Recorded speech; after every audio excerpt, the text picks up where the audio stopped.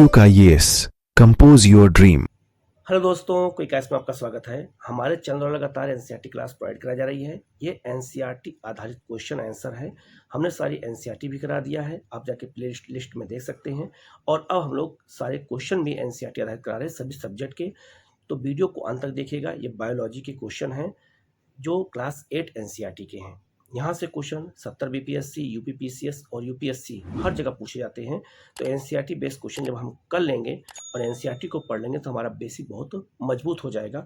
तो हमारा यही प्रयास है। तो आप लोग पूरा वीडियो को अंत तक देखिएगा। फिर भी कहीं कोई डाउट होता है तो कमेंट करके पूछेगा। आप लोग चैनल को सब्सक्राइब कर लीजिएगा, बेल आइकन को जरूर प्रेस कर लीजिएगा, जिससे इस तरह क्लास आपको लगातार मिलती रहे। हम लोग शुरू करते हैं सीधे क्वेश्चन की ओर। आप लोग को कोई डाउट होगा तो पूछना जरूर, उसका आंसर आपको बताया जाएगा। ठीक है। यह एनसीईआरटी साइंस क्लास 8 एनसीईआरटी का क्वेश्चन आधारित ये वीडियो है। इसमें बायोलॉजी के क्वेश्चन को मैंने दिया है। 50 क्वेश्चन हैं जो ओल्ड और न्यू एनसीईआरटी दोनों से जुड़े हुए हैं। बीपीएससी, यूपीपीसीएस और यूपीएससी सभी एग्जामों के लिए बहुत महत्वपूर्ण है। इसको पूरा अच्छे से देखिएगा। कहीं कोई डाउट होता है तो कमेंट करके पूछेगा। हम लोग शुरू करते हैं सीधे क्वेश्चन की ओर।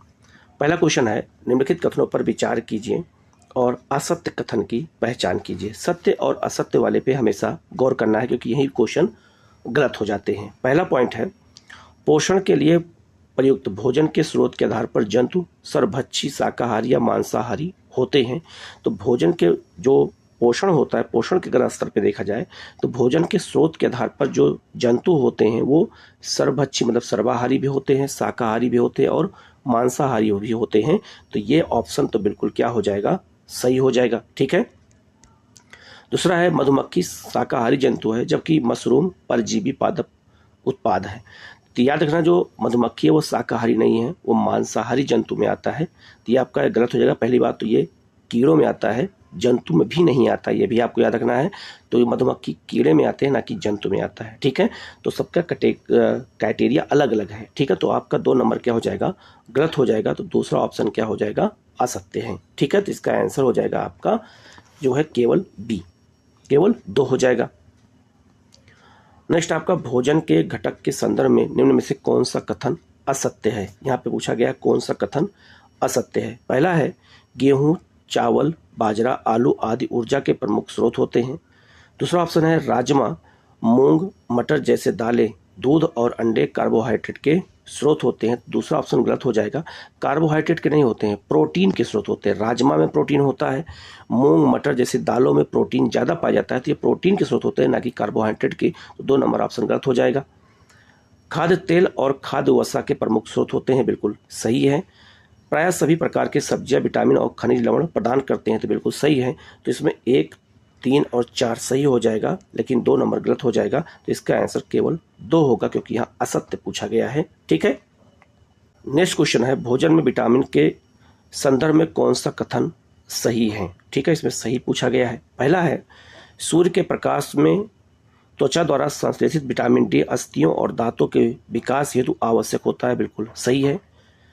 खट्टे फल जैसे नींबू, टमाटर, संतरा आदि विटामिन सी के स्रोत होते हैं, बिल्कुल सही है।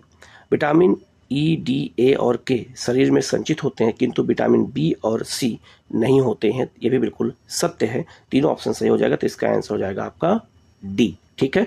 और विटामिन से जुड़े हुए क्वेश्चन हमेशा पूछे जाते हैं, तो इसको भी अच्छे से हमें देखने की जरूरत है। नेक्स्ट है आपका, अल्फा क्रेटीन एक प्रोटीन है जो। तो अल्फा क्रेटीन एक प्रोटीन होता है जो कहाँ पाया जाता है। तो याद रखना, ये आपका त्वचा में पाया जाता है। तो इसका आंसर हो जाएगा आपका बी। तो त्वचा में जो पाया जाता है उसे कहते हैं अल्फा क्रेटीन, एक जो प्रोटीन होते हैं, और ये हमारे त्वचा में पाया जाता है। तो इसका आंसर हो जाएगा आपका बी। ठीक है। नेक्स्ट आपका, सामान्य क्रियाशील महिला के लिए प्रोटीन की उपयुक्त दैनिक मात्रा कितनी होनी चाहिए। तो 45 ग्राम होनी चाहिए महिलाओं के लिए, क्रियाशील महिलाओं के लिए प्रोटीन की मात्रा। तो इसका आंसर हो जाएगा आपका डी।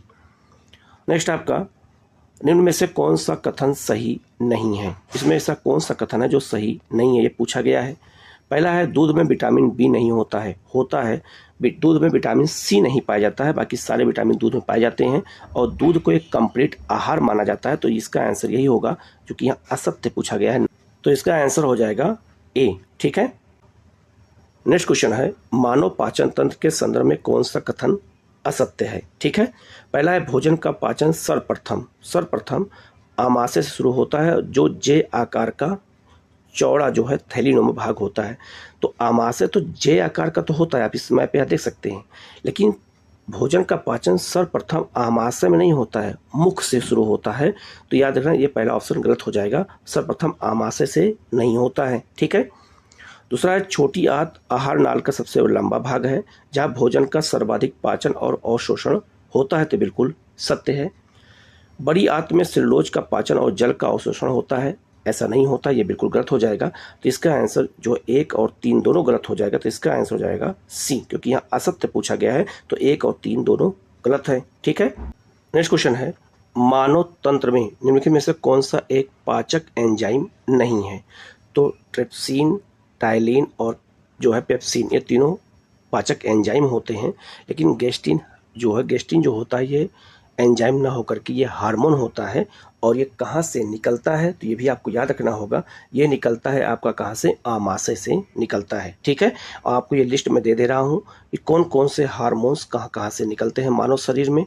तो आप देख सकते हैं, जिससे टाइलिन मुख लार से निकलता है, लाइसोजाइम जो आपका मुख लार से निकलता है, पेप्सिन आमाशय से, रेनिन आमाशय से, माल्टेज आंत रस से, सुक्रेज आंत रस से, लैक्टेज आंत रस से, इरेप्सिन आंत रस से, और जो है आपका ट्रिप्सिन आमाशय से, अग्नाशय से निकलता है। तो पूरी लिस्ट यहाँ दे दी गई, आप इसके माध्यम से आप इसको भी याद कर सकते हैं। ठीक है, तो एक साथ आपको कई क्वेश्चन यहाँ पर मिल जाएगा। ठीक है, आगे नेक्स्ट है शरीर पर चोट लगने पर बहता हुआ रुधिर कुछ देर में रुक जाता है, ऐसा रुधिर के थक्के बनने के कारण होता है।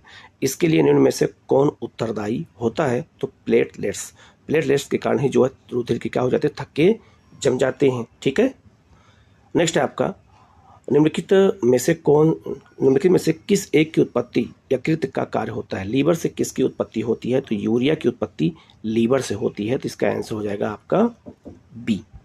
नेक्स्ट है आपका डायलिसिस मशीन का कार्य शरीर के किस अंग के समान होता है? ठीक है, तो ऐसा डायलिसिस जो होता है वो शरीर में किसके समान होता है? तो किडनी के समान होता है, ब्रिक कहते हैं। तो किडनी के समान होता है कौन?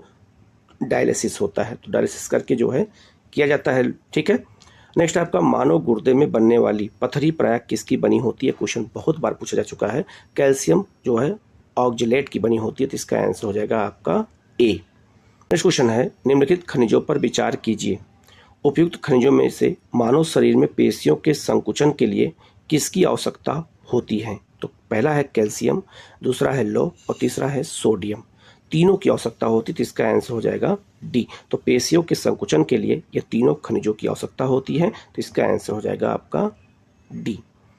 नेक्स्ट आपका नेत्रदान में दाता की आंख के किस हिस्से को प्रत्यारोपित किया जाता है? मतलब जब हम कोई भी आंख दान में करता है तो कौन सा अंग, आंख के अंदर का कौन सा अंग दान किया जाता है?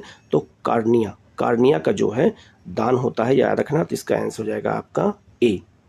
नेक्स्ट क्वेश्चन है प्रकाश संश्लेषण की प्रक्रिया में निम्नलिखित में से किस रंग के प्रकाश का पौधों द्वारा अवशोषण सबसे तेजी से होता है? ये क्वेश्चन बहुत बार पूछा चुका है। तो सबसे अधिक नीला और लाल प्रकाश में जो है याद रखिएगा सबसे अधिक जो है प्रकाश संश्लेषण की क्रिया होती है। ठीक है, नेक्स्ट आपका निम्नलिखित में से कौन सा एक कीटाहारी पादप होता है? मतलब ऐसा कौन सा एक पौधा होता है जो कीटों को खाता है? तो उसे कहते हैं घटपड़ी। घटपड़ी जो होता है ये क्या करता है, ये जब इसके ऊपर कोई बैठता है कोई कीड़ा, तो उसको ये अपने जो है उसमें डिब्बे में बंद कर लेता है और खा लेता है। अब इसको देख लीजिएगा, ये चित्र में ये दिया गया है। तो उसमें अगर कोई कीड़ा जाएगा तो ये अपने मुंह को बंद कर लेता है और उसको खा लेता है। ये कहाँ पाया जाता है? तो ये आपका मेघालय में पाया जाता है, और ये पौधा वहीं पाया जाता है जहाँ पर मिट्टी में नाइट्रोजन की कमी होती है। तो जो कीड़ों को पकड़ता है तो उसी कीड़ों से जो नाइट्रोजन ये प्राप्त कर लेता है और ये जीवित रहता है। तो ये घटपड़ी पौधा मेघालय के पठार में पाया जाता है। ठीक है, इसे हम कहते हैं जो है एक तरह से कह सकते हैं मांसाहारी कीट भी कहते हैं, ये भी याद रखना। ठीक है, नेक्स्ट आपका निम्नलिखित में से कौन सा पौधों के लिए अनिवार्य सूक्ष्म पोषक तत्व नहीं है? पौधों के लिए ऐसा कौन सा सूक्ष्म तत्व है जो अनिवार्य नहीं है? तो सोडियम पौधों के लिए अनिवार्य नहीं होता है। यह भी क्वेश्चन बहुत बार आया हुआ है। नेक्स्ट आपका जीवधारियों को कम से कम 27 तत्वों की आवश्यकता होती है, जिनमें से 15 धातुएं जो आभूत मात्रा में आवश्यक होती हैं वे कौन सी होती हैं? तो सबसे ज़्यादा होता है पोटेशियम, सल्फर, मैग्नीशियम और कैल्शियम, ठीक है, जिसकी आवश्यकता सबसे ज़्यादा होती है। तो इसका आंसर हो जाएगा आपका सी।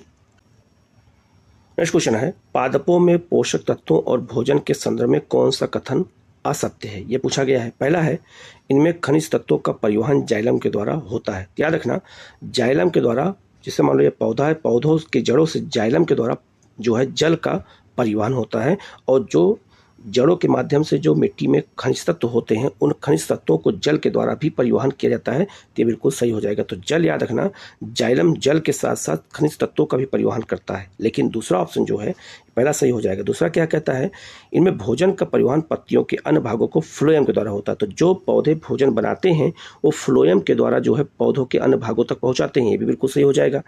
तीसरा है, इनमें भोजन का परिवहन ऊर्जा की सहायता से स्टार्च के रूप में होता है। गलत हो जाएगा, सुक्रोज के रूप में होता है। तो भोजन का परिवहन ऊर्जा की सहायता से होता है वो सुक्रोज के रूप में होता है, ना कि स्टार्च के रूप में होता है। तो इसका आंसर डी गलत हो जाएगा। तो केवल सी जो है इसका ऑप्शन होगा जो असत्य है, ठीक है। नेक्स्ट है आपका बहुत इंपॉर्टेंट क्वेश्चन है। ये लिखा है कि जब किसी वृक्ष की छाल वृक्ष के आधार के पास से गोलाकार रूप से चारों तरफ से हटा दी जाती है तो वह वृक्ष धीरे धीरे सूख कर मर जाता है, क्योंकि वो वृक्ष क्यों मर जाता है? तो याद रखना, जड़ें ऊर्जा से वंचित रह जाती हैं। जैसे मान लो ये कोई पौधा है, अगर पौधा की जो वो होती है छाल होती है, छाल को हम हटा दें तो वहाँ से जाइलम और फ्लोएम के द्वारा ना तो जल का परिवहन हो पाएगा, ना खनिज का हो पाएगा, और ना ही ऊर्जा का परिवहन, भोजन का परिवहन हो पाएगा।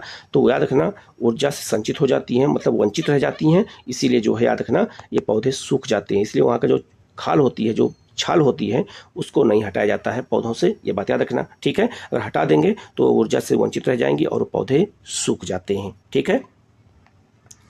नेक्स्ट क्वेश्चन है आपका, निम्नलिखित कथनों पर विचार कीजिए और सही कथन की पहचान कीजिए, ठीक है। पहला है आपका, हैजा और जो है मोतीझरा जल जनित जो है संक्रामक रोगों के कारण होता है। बिल्कुल सही उदाहरण है। न्यूमोनिया, कोविड और फ्लूएजा वायु संचित संक्रामक रोग होता है। ये भी बिल्कुल सही है। तो इसका आंसर हो जाएगा बी, ठीक है। नेक्स्ट आपका, एड्स HIV से होता है, क्योंकि एड्स जो है किससे होता है? HIV नामक वायरस से होता है, ठीक है। इनमें में से कौन से एक HIV के संचरण की विधि नहीं है? मतलब ऐसा कौन सी विधि है जिसके द्वारा जो है आपका HIV नहीं फैलता है? ये पूछा गया है। पहला है दूषित रुधिर का आधान, बिल्कुल सही है। संक्रमित व्यक्तियों के से हाथ मिलाने से इससे नहीं होता है। हाथ मिलाने से जो है, साथ रहने से एड्स की बीमारी नहीं फैलती है। तो इसका आंसर हो जाएगा बी। बाकी सुइयों के साझा उपयोग से और जो है यौन संपर्क के कारण एड्स फैलता है, लेकिन संक्रमित व्यक्तियों के हाथ मिलाने से एड्स नहीं फैलता है। तो इसका आंसर हो जाएगा आपका बी। नेक्स्ट आपका, निम्न में से किस आनुवंशिक रोग के उपचार हेतु सर्वप्रथम रोगी के DNA में काट छाट कर उसे जीन थेरेपी द्वारा जो है उपचार प्रदान किया गया, ठीक है। तो इसका आंसर हो जाएगा blue baby syndrome. Blue baby syndrome के संदर्भ में जो है किया गया, ठीक है, कि रोगी के DNA को काट छाट करके उसे जीन थेरेपी के द्वारा उपचार करने का प्रयास किया गया। तो ब्लू बेबी जो सिंड्रोम रोग होता है ये बहुत ही जो है खतरनाक रोग होता है बच्चों के लिए, ठीक है। नेक्स्ट आपका, वायु का मिश्रण जिसमें विभिन्न गैसें, जलवाष्प, धूलकण और धुआं पाया जाता है। नीचे दिए गए विकल्पों में से कौन सी गैस वायु में न्यूनतम मात्रा में पाई जाती है, ठीक है। तो वायु याद रखना, ये भी याद रखना, वायु क्या है? एक मिश्रण होता है विभिन्न गैसों का, ठीक है। तो याद रखना, इसमें जो है सबसे कम कार्बन डाइऑक्साइड पाया जाएगा। सबसे ज़्यादा क्या पाया जाता है वायुमंडल में? 78% लगभग नाइट्रोजन, 21% लगभग ऑक्सीजन, 0.09% आपका आर्गन, और कार्बन डाइऑक्साइड 0.03% पाया जाता है। सबसे कम क्या पाया जाता है? कार्बन डाइऑक्साइड पाया जाता है इन चारों ऑप्शन में। तो इसका आंसर हो जाएगा आपका सी। नेक्स्ट आपका, पेट्रोल तथा डीजल आधारित वाहनों से विभिन्न प्रकार के प्रदूषक गैसें निकलती हैं। इन गैसों में मुख्य गैसें कौन सी होती हैं? मतलब परिवहन व्यवस्था द्वारा जो गैसें निकलती हैं उनमें सबसे प्रमुख गैस कौन कौन सी होती है? तो सबसे ज़्यादा खतरनाक गैस होती है कार्बन मोनोऑक्साइड, कार्बन डाइऑक्साइड और जो है आपका नाइट्रोजन के ऑक्साइड। ये तीनों गैस किससे निकलती हैं? परिवहन व्यवस्थाओं के द्वारा निकलती हैं, परिवहन सिस्टम से निकलती हैं। और डीजल और पेट्रोल की जो गाड़ियाँ होती हैं उनके धुओं से निकलते हैं, ये बात की भी याद रखना। लेकिन सबसे खतरनाक गैस होती है इसमें कार्बन मोनोऑक्साइड। तो इसमें तीनों हो जाएगा तो इसका आंसर हो जाएगा आपका 1, 2 और 3 तीनों हो जाएगा। ठीक है। नेक्स्ट आपका कुछ तालाबों का जल हरे रंग का प्रतीत होता है, ऐसा निम्न में से किस कारण होता है। मान लीजिए कोई तालाब है तो उसका जो जल होता है वो हरे रंग का दूर से दिखता है। क्यों दिखता है? पहला है आपका जल में शैवालों की अत्यधिक वृद्धि के कारण। तो याद रखना जो तालाब होता है उस पर शैवालें पाई जाती है और शैवाल एक तरह की घास होती है। तो याद रखना सबसे अधिक मात्रा में ऑक्सीजन की उत्पत्ति पूरे पृथ्वी पर शैवाल ही करती है और सबसे पहले शैवालों का ही जन्म हुआ था, ये भी याद रखना। ठीक है। तो शैवाल तालाब में बहुत ज़्यादा पाई जाती है इसलिए वो हरे रंग का दिखता है। नाइट्रेट और अन्य प्रदूषक जल के साथ मिलने के कारण होता है, बिल्कुल गलत हो जाएगा। तो इसका आंसर केवल एक होगा, सी, मतलब एक होगा, केवल ए होगा। ठीक है। नेक्स्ट आपका निम्नलिखित गैसों पर विचार कीजिए, उपयुक्त में से कौन सी ग्रीन हाउस गैसें हैं। ठीक है। तो इसमें जो है कौन सी ग्रीन हाउस गैसें हैं ये पूछा गया है। तो carbon dioxide, nitrous oxide, methane और जलवाष्प, ये चारों जो है क्या है, ग्रीन हाउस गैसें हैं। तो ग्रीन हाउस गैसें टोटल 6 हैं, ये लिस्ट आपको यहाँ दे दिया हूँ।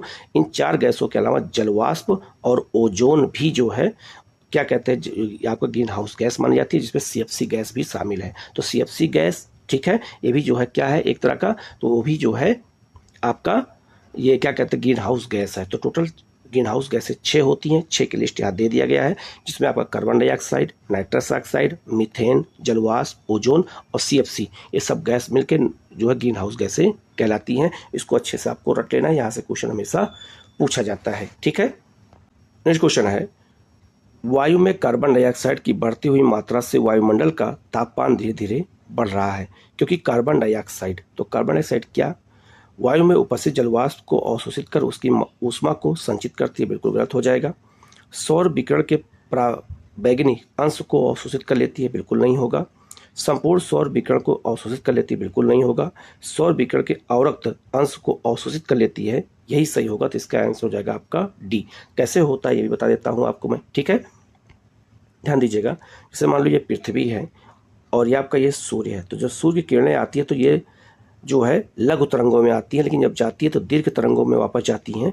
तो ऊपर कार्बन डाइऑक्साइड की जो लेयर होती है वो इसकी कुछ ऊष्मा को क्या करती है, ग्रहण कर लेती है, और कुछ ऊष्मा बाहर निकल जाती है, अंतरिक्ष में चली जाती है। तो जो नीचे रह जाती है वहीं से पृथ्वी हमारी गर्म भी होती है। तो याद रखना, तो इसका जो आंसर है वो हो जाएगा आपका डी हो जाएगा। ठीक है, कुछ जो है अवरक्त को अंश को अवशोषित कर लेती है।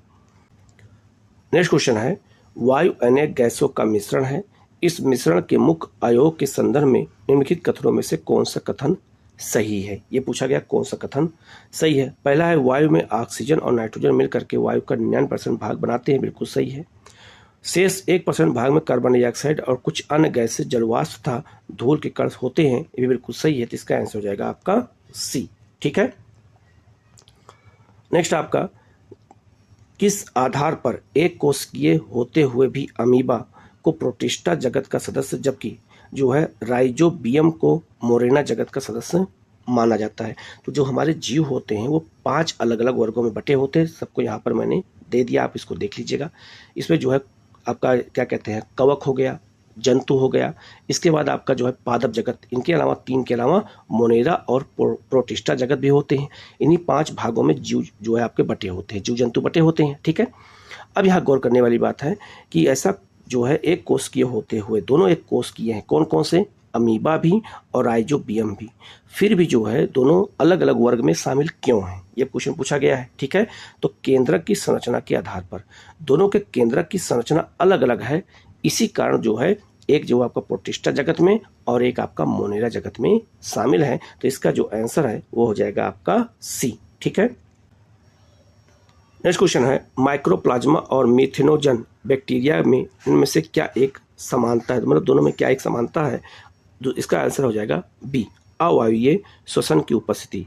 ये दोनों जीव ऑक्सीजन की अनुपस्थिति में जो है अपना संश्लेषण करते हैं। इसका आंसर हो जाएगा आपका बी। ठीक है। नेक्स्ट आपका, निम्न में से किस एक कोशिकीय जीव में 2 केंद्रक पाए जाते हैं। यह क्वेश्चन IAS में भी पूछा गया था। तो जो है पैरामीशियम जो है, इसमें जो एक कोशिकीय जीव होते हुए भी इसमें 2 केंद्रक पाया जाता है। तो इसका आंसर हो जाएगा आपका क्या हो जाएगा, सी हो जाएगा। ठीक है। नेक्स्ट है आपका, निम्न में से सबसे सरल जंतु का उदाहरण कौन सा होता है? इसमें सबसे सरल जंतु कौन होते हैं ये पूछा गया है। तो इसका जो आंसर है वो हो जाएगा आपका साइकॉन। साइकॉन नामक जो जंतु होता है ये सबसे सरल जंतु होता है। ठीक है। नेक्स्ट आपका, निम्नलिखित में से कौन सीधे बच्चे को पैदा न करके अंडे देता है? इसमें ऐसा कौन सा जीव है जो सीधे बच्चे पैदा ना करके सीधे अंडे देता है? तो ये हो जाएगा आपका ए, हो जाएगा आर्किडना।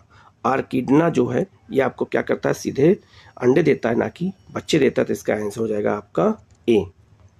नेक्स्ट है आपका, निम्नलिखित कथनों पर से कौन सा कथन सही है? इसमें कौन सा कथन सही है ये पूछा गया है। पहला है आपका जो है, विषाणुओं में ऊर्जा उत्पादन के लिए आवश्यक एंजाइम नहीं होते हैं, ये बिल्कुल सही है। विषाणुओं को किसी भी संश्लेषित माध्यम से संवर्धित नहीं किया जा सकता है, ऐसा नहीं है, किसी भी माध्यम से नहीं किया जा सकता है। ठीक है। नेक्स्ट आपका, विषाणुओं का एक जीव से दूसरे जीव में संचरण केवल जैविकीय संवहनकों द्वारा ही होता है, ये भी ऐसा नहीं होता है, बिल्कुल गलत हो जाएगा जो है। इसका आंसर केवल क्या हो जाएगा? केवल एक हो जाएगा। ठीक है। नेक्स्ट आपका, निम्न में से क्रमशः अनियमित आकार की तथा केंद्रक विहीन कोशिका कौन सी है? अनियमित आकार की और केंद्रक जो है विहीन, जिसमें केंद्रक ना पाया जाए, ऐसी कौन सी कोशिका है? तो श्वेत रुधिर कणिका और जो लाल रुधिर कणिकाएं होती हैं, ये जो है इसका उदाहरण है। तो इसका आंसर हो जाएगा आपका सी हो जाएगा, जिसमें केंद्रक विहीन कोशिकाएं पाई जाती हैं। ठीक है। नेक्स्ट आपका, केंद्रक में उपस्थित आनुवंशिक पदार्थ क्रोमेटिन जालक निम्न में से किसका बना होता है? ये किसका बना होता है? क्वेश्चन कई बार आ चुका है। तो ये प्रोटीन और डीएनए का बना होता है, प्लस डीएनए का। तो इसका आंसर हो जाएगा आपका बी। नेक्स्ट आपका, नाभिक के अतिरिक्त कोशिका के किस भाग में डीएनए होता है? ये क्वेश्चन कई बार पूछा चुका है। तो नाभिक के अतिरिक्त कोशिका के किस भाग में डीएनए पाया जाता है? तो इसका आंसर हो जाएगा माइटोकांड्रिया। माइटोकांड्रिया में भी डीएनए पाया जाता है। तो इसका आंसर हो जाएगा आपका डी। नेक्स्ट आपका, निम्न में से कौन सा शरीर में रुधिर का कार्य नहीं है? इसमें ऐसा कौन सा जिसमें रुधिर का कार्य नहीं है ये पूछा गया है। तो लवण जल संतुलन, ये रुधिर का काम नहीं है। बाकी जो रक्त होता है, हार्मोनों का परिवहन, पोषक तत्वों का जो है वहन और ताप नियमन सब करता है, लेकिन लवण जो है जल संतुलन नहीं करता। तो इसका आंसर हो जाएगा आपका बी हो जाएगा। ठीक है। नेक्स्ट है आपका, जो चार्ल्स डार्विन के जैव विकास के सिद्धांत के प्रमुख आधार निम्न में से कौन से थे? ठीक है, ये पूछा गया है कौन से थे चार्ल्स डार्विन के जैव विकास के सिद्धांत के मुख्य आधार, ये पूछा गया है। ठीक है। तो पहला हो जाएगा जीव संघर्ष, ये हो जाएगा। दूसरा हो जाएगा योग्यतम की उत्तरजीविका, ये भी हो जाएगा। तीसरा है आपका प्राकृतिक चयन, ये भी सत्य है। जो उत्परिवर्तन, ये नहीं होगा। तो 4 नंबर इसमें गलत हो जाएगा। तो 4 नंबर यहाँ भी है और 4 नंबर यहाँ भी रहेगा, तो दोनों ऑप्शन गलत हो जाएगा। विभिन्नताएं और उनकी वंशगति, ये तो होगा ही, बिल्कुल सही है। और उपार्जित लक्षणों की वंशानुगति, ये नहीं होगा। तो इसका आंसर हो जाएगा बी, 1, 2, 3 और 5 होगा। ठीक है, जो डार्विन के जैव विकास के सिद्धांत के प्रमुख आधार को बताता है। ठीक है। तो ऐसे बड़े बड़े क्वेश्चन भी पूछे जाएंगे आपसे। नेक्स्ट क्वेश्चन है आपका, जब रक्त में ऑक्सीजन की सांद्रता में कमी आती है तो श्वास की गति क्या हो जाती है? तो श्वास की गति बढ़ जाती है। ठीक है। जब रक्त में ऑक्सीजन की मात्रा कम हो जाती है तो श्वास की गति क्या हो जाती है? बढ़ जाती है, और लोगों को लगता है जैसे दमा के मरीज हो गए हैं। ठीक है। नेक्स्ट आपका, कार्बन मोनोऑक्साइड विषाक्तता निम्नलिखित में से किसको मुख्यतया प्रभावित करता है? तो कार्बन मोनोऑक्साइड, अभी आपको मैंने बताया, ये आपका ऑटोमोबाइल सेक्टर से अर्थात परिवहन सेक्टर से आता है। जब पेट्रोल और डीजल को जलाया जाता है तब वहाँ से ये निकलता है। ठीक है। तो याद रखना, ये जो है किसको प्रमुखतया प्रभावित करता है? तो इसका आंसर हो जाएगा आपका डी, रक्त की ऑक्सीजन को वहन करने की क्षमता को कम कर देता है, इसीलिए आदमी की डेथ भी हो जाती है। ठीक है।